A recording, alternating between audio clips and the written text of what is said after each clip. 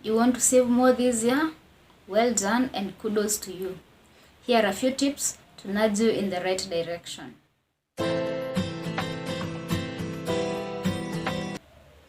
Hi, I'm Leleti. Welcome back to my channel. If you have not subscribed, kindly subscribe and join this family where we talk about money and general lifestyle issues. So to the first tip, save first or pay yourself first. This one is just like you will hear it everywhere. It is across board. Everyone will tell you this. Set your savings aside. Take it away from your salary account, from your spending account. Isolate it, put it aside, put it away from your face. Chances are when you put it away, then you have a better chance of keeping it saved. You can automate this with your bank through a standing order to another account where you can just call it a savings account, or you can name it.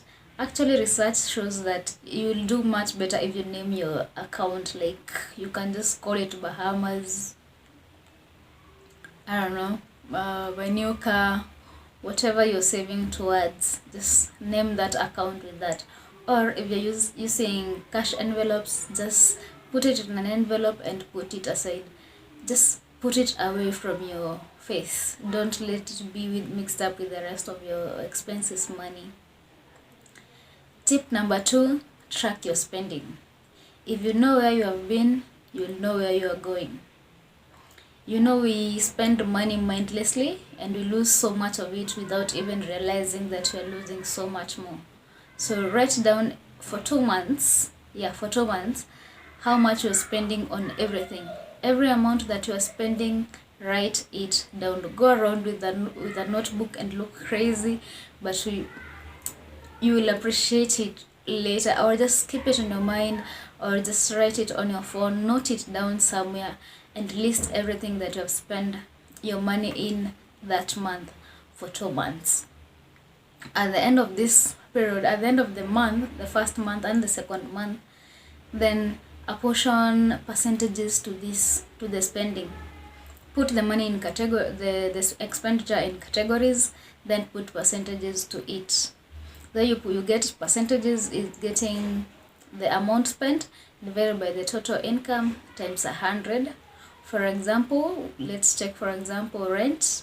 Let's say that you're paying 50,000 for your rent, Kenya shillings, and your net salary is 100,000. So the percentage of your rent to your income in relation to your income will be 50,000, your rent, divided by 100,000, which is your net income, times 100.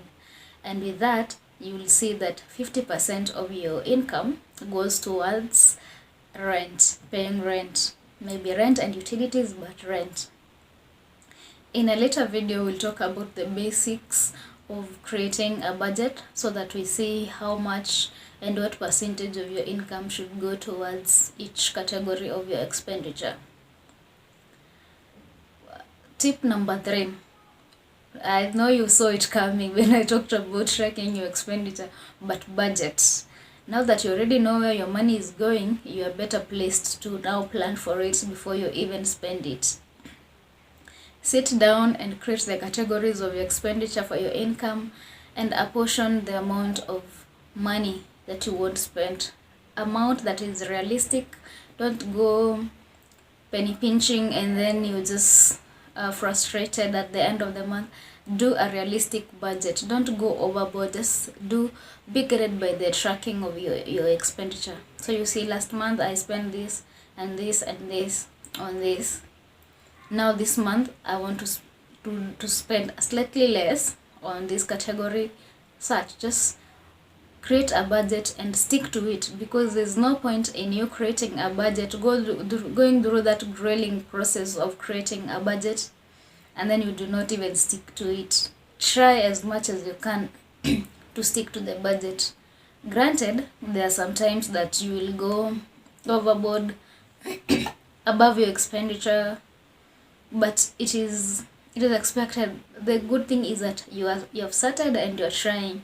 Don't give up once you fall off board. Just continue with the other categories and Keep at it. You'll get better with time. The more you try, the better you become at it. They say practice makes perfect, and it applies even in savings and budgeting. Tip number 4, avoid interest and penalties where you can. This could be in loans or in the payment of utilities or your credit cards. Wherever there is interest or penalties, try to avoid. Pay for your utilities on time so that you do not incur penalties on them, because that is extra money that you are spending on it that is unnecessary, money that you would have put towards something else, or money that you would have saved.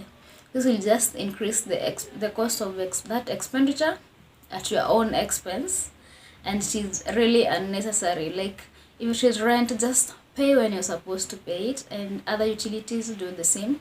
For loans, try to get loans that do not have interest. That could be from friends, from relatives.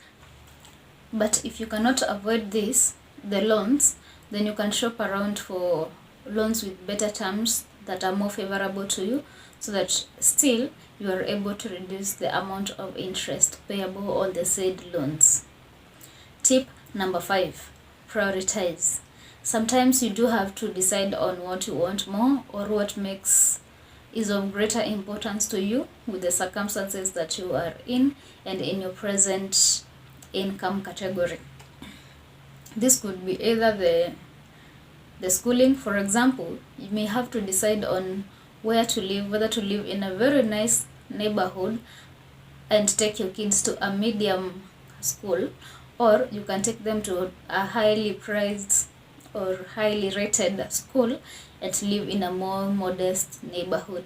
For this one, they will highly depend on your priorities, on how you are rating the different categories of expenditure and what they mean to you and their future, because some of these have future impact. So for some, you may be able to to bear them for a while, but it's a sacrifice you're making for greater good, or for the generation of more income in the near future or in the far future. Tip number 6, generate more income. Well, let's face it, with saving, you can only do so much with the level of income that you are in. But what you can do further is to try ways of generating more income. This could be in freelancing. You can create a side hustle. You can take contracts, or you can work part-time. You can sell things. You can work online. The list is endless. You can paint. You can craft. Just find another way of increasing the amount of money coming in. That one will give you more income to save on. Sorry about that. The other tip number 7 is shop using a shopping list. Well, it looks so basic, but with a shopping list, you'll avoid spending money on a lot of unnecessary things that you would otherwise spend your money on. Maybe it is something that you use in your house and you're buying it, but you're not out of it yet. So this just spending on it because you use it does not mean that you need it at the moment. So just save that money, and when it's time for you to buy, then you will buy. Also, another tip while going for shopping is go while you're full. Eat first, don't go hungry, because that will increase the chances of you buying more foodstuffs, more snacks and other things that you would otherwise not have bought if you weren't there full. Tip number 8, zero your cash at the end of the day. So when you get home in the evening, just you can you can round it off to 1 0 or 2 zeros or 3 zeros or several zeros. So what I mean is that if you have 120 shillings in your pocket, put away the 20 shillings. Like, those are 2 zeros now. All the coins above the 100, just put them aside. Anything less than 100, put it in a pinky bag. Go down to your M-Pesa. Everything on top of 100, all the coins above that, push them to M-Shwari and save them there. every single day. Like today, if you have 20 bob or 32 shillings, put it aside. Tomorrow, put it aside. You'll be shocked at the end of the year how much coins in coins you have saved. If it is too much for you, maybe you want to use that one for your transport. You're using public means, like it's easier, then round it off to 1 0. Put the 2 shillings away, the 5 shillings away, the 7, anything less than 10 shillings, put it in a pinky bank and leave it there. The same goes to mshwari. Like also be frugal.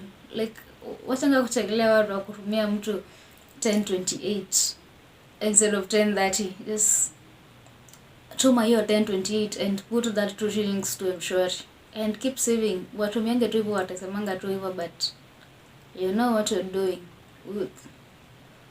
Yeah, I'm sure we'll thank you for it at the end of the year, because this one, when compounded, it is really a good sum. Hata kama ni ya kukununulia tu on credit, it's worth it. You did something and you will see just the power of cents. They say you take care of the shillings and the notes, they will take care of themselves. Tip number 9, compare prices.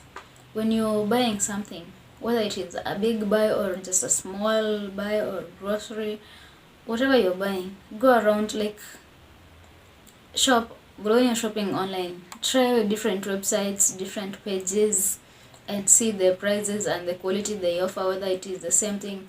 Go comparing the quality and the prices and look for the one that best suits your pocket.